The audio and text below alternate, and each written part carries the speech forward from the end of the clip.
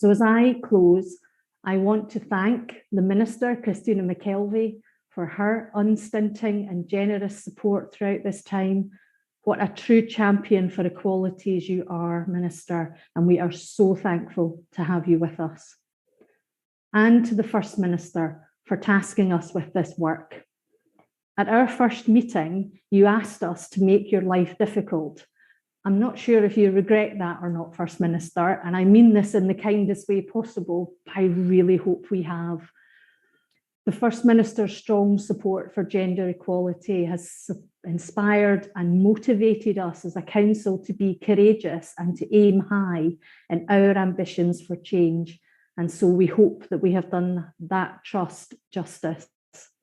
So thank you, First Minister. Without your original vision for an advisory council and your justified impatience for bold transformative action, the opportunity for systemic change that these recommendations now offer wouldn't exist. Now, as Louise has just set out, today's meeting marks the start of a new phase for the National Advisory Council on Women and Girls. So I'm really delighted that we've been joined by both original and new members of the council and by so many supporters from the wider circle. This is an opportunity to look ahead and to discuss the role that the council will play over the next 3 years. And it's an opportunity to inform that future work by sharing knowledge and experience from the council's first phase. When I first established the Advisory Council way back in 2017, I did say then that I wanted it to be a powerful voice, challenging government and society to make further progress in tackling gender inequality. I did say be bold, and Louise is right. I said make my life difficult, and I'm glad to say collectively that is exactly what you have been and exactly what you have done. Over the course of 3 reports, you have produced recommendations that cover virtually every aspect of life in our country, from education, the economy and justice, to policy making and electoral politics. These recommendations have been thoughtful, they have been extremely ambitious, and they have been rightly bold. And they've been aimed squarely at bringing about the kind of systemic change that we need to see to improve the lives of women and girls, not just now, but into the future. As Louise has said, the Scottish Government has accepted virtually all of the recommendations you have made, and I'm pleased to say that many of them already are having a very significant impact. Just earlier this month, on International Women's Day, for example, I was able to accept the report of the Misogyny and Criminal Justice Working Group. And that group was established as a result of a recommendation from the very first report of the Advisory Council. And of course, it was led by one of the Phase 1 members of the group, Helena Kennedy. That report itself is powerful, it's thoughtful, it's persuasive, it makes a really compelling case for new legislation to tackle misogynistic conduct and behaviour. And of course, we're still considering as government the fine detail of its conclusions, but I have no doubt that its recommendations will lead to further and long-lasting positive change, and that's a real achievement for the Advisory Council. Another recommendation you made in year 1 was that we should incorporate the UN Convention on the Elimination of All Forms of Discrimination against Women into Scots law. The Scottish Government has now committed to doing just that, so far as the powers we have will allow us to, and we've committed to doing that within this parliamentary session. This council is also the reason why the Scottish Government now has a standalone directorate for equality, inclusion and human rights. Since 2020, it has been helping to enhance and raise the status of the government's equalities work. And in response to your Year 3 recommendations, we're also taking important steps to advance gender budgeting. For example, we've provided funding to the Scottish Women's Budget Group to help it promote and build capacity for gender budgeting among civil society groups and local authorities. And I know you'll be hearing a bit more about that work shortly. And we will soon be publishing new proposals in relation to the Scottish Government's own budget process. So these are just some examples of the way in which recommendations of the Council are already being turned into action. But I hope they give a sense of the huge difference that the work of the Advisory Council is already making. So I really today want to take the opportunity to thank everyone who has contributed to its success so far, and that all of your efforts over these past few years are hugely appreciated by me, by the government, but I think most importantly of all, they will be appreciated by generations to come of women and girls in Scotland and perhaps further afield as well. So the task now is to ensure that all of that progress that you have already helped achieve can continue, that it does continue, that we build on it, and that we embed the progress made so far. To that end, I welcome the report you published last year on the Advisory Council's next steps. The report set out how the Council could evolve from a group tasked primarily with producing recommendations to one focused on delivery. And that model has very much informed the new remit, which I have agreed with the Council's new co-chairs, Talit and Anna. And I thank them very much for taking on this responsibility. Under the new remit, the Advisory Council will, of course, retain the ability to make recommendations, for example, in response to new or changing circumstances affecting women and girls. And we know that this is a tough time for everybody. But as Louise said, the pandemic has very much shone a light on the existing inequalities, and the cost of living crisis, of course, is going to in some ways exacerbate those. So it's important that there is space to make new recommendations. But the main focus of the Council for the next 3 years will be on assessing the impact and scrutinising the implementation of the Council's previous recommendations. And that change in emphasis is also reflected in the refreshed membership of the group, which has a very strong focus on policy expertise.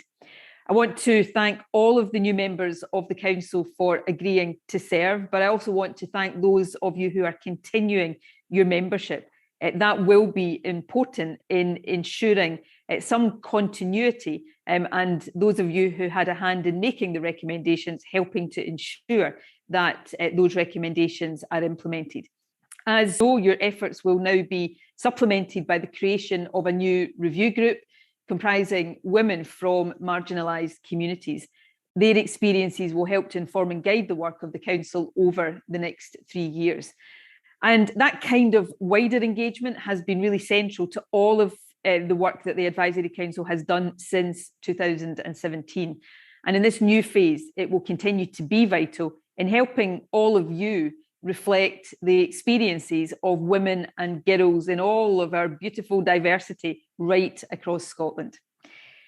Now, when I look back, because this is a time, I suppose, for reflection from me as well as for you, when I became First Minister back in 2014, which only seems like 5 minutes ago, but is a lot longer than that, I said then that I really hope my election as the first woman to hold this office would help to show every girl and every woman that in Scotland there is no glass ceiling on ambition.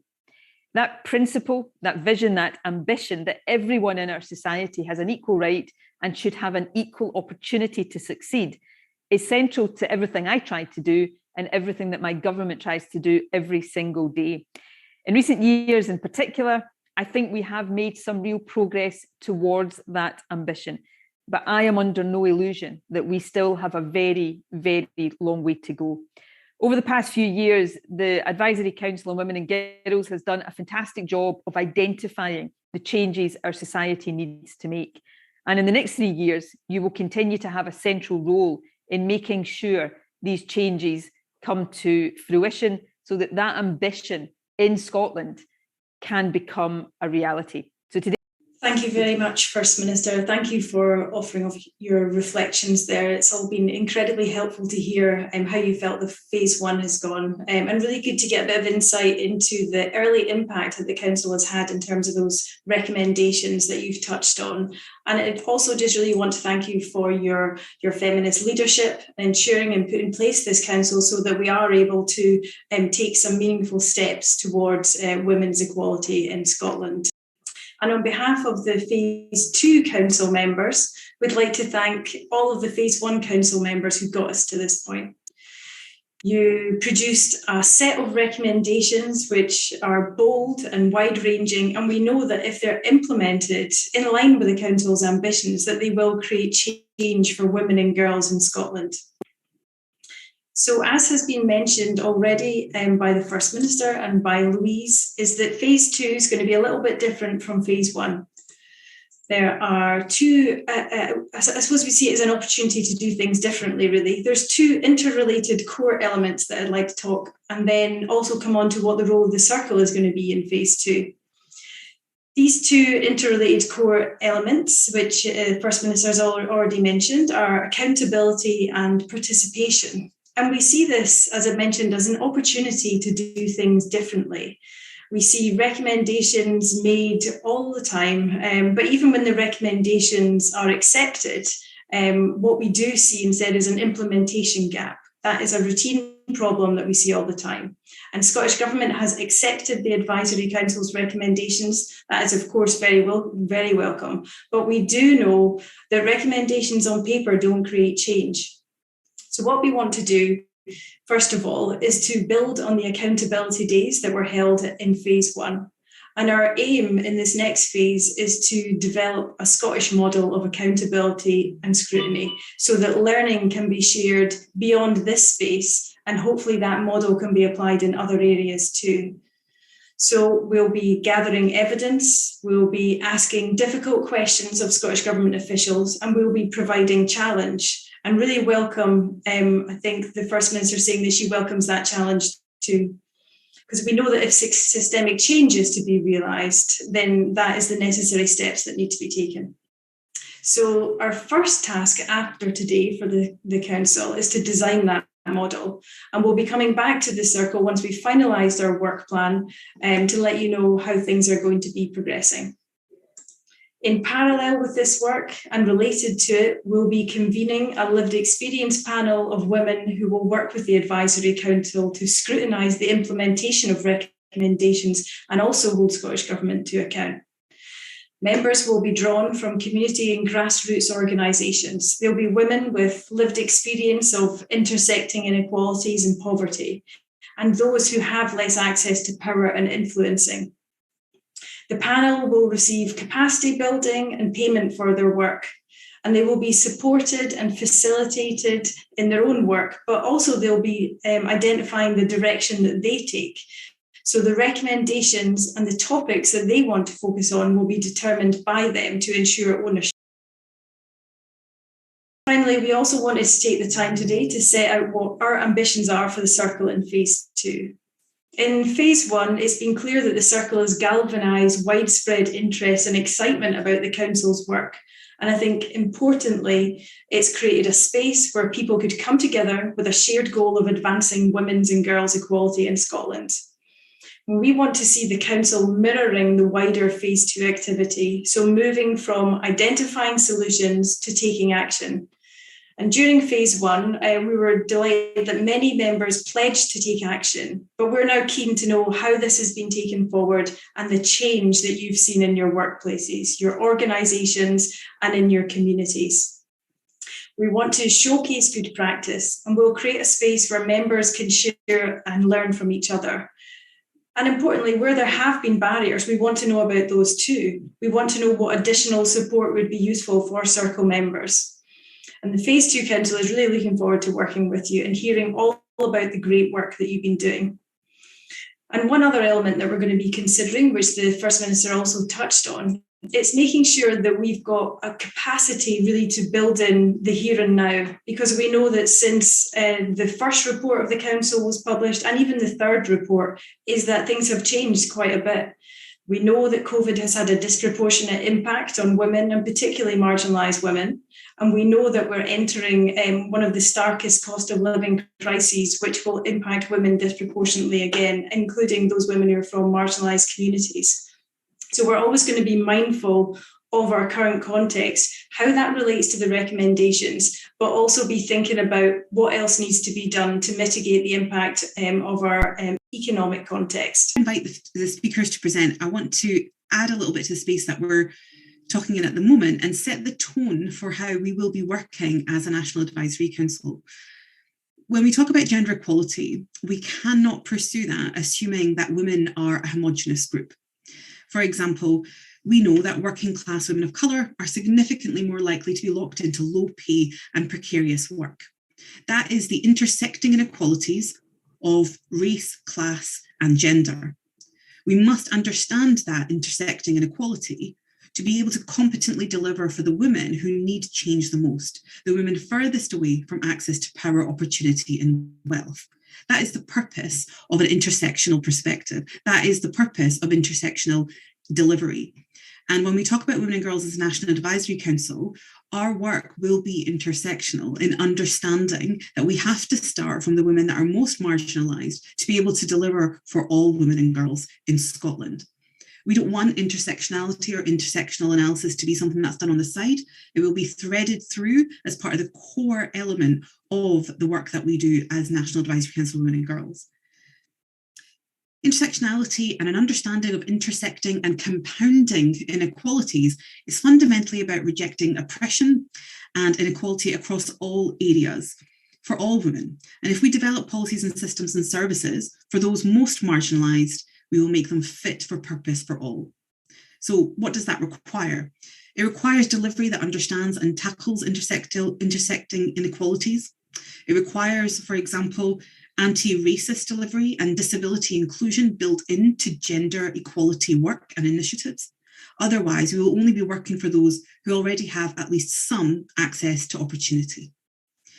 I invite you as a circle to consider what potential learning, challenge and support you feel you require to be able to truly deliver an intersectional approach to women and girls inequality, and also tell the National Advisory Council how we and others can facilitate that. Part of the presentations that you're seeing now are an opportunity to reflect on resources and opportunity to engage further that are available to help you move some of the recommendations that we've already gathered, some of the conversations you had in the years before, into action and change and delivery in the spaces you are in.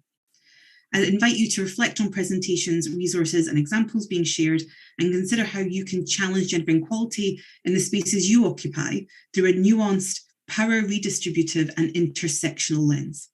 So I want to take an opportunity essentially to really emphasise the need for the work of the Circle and the work of the Council to pursue intersectional gender equality and work for the women who are furthest away from opportunity and to the practice within your organisations. Like I said before, we're trying to gather case studies and the good work that you're doing and the challenges that you've had to be able to create a picture of what's happening in Scotland, and crucially to create a bit of a tipping point of people taking responsibility for gender equality in the spaces they occupy. By that tipping point coming together, those dots will be joined together and therefore we'll be able to come a significant step further towards gender equality and intersectional gender equality within Scotland, for as we can create a society that is fairer for women and girls. But we all need to take responsibility for the place that we are in.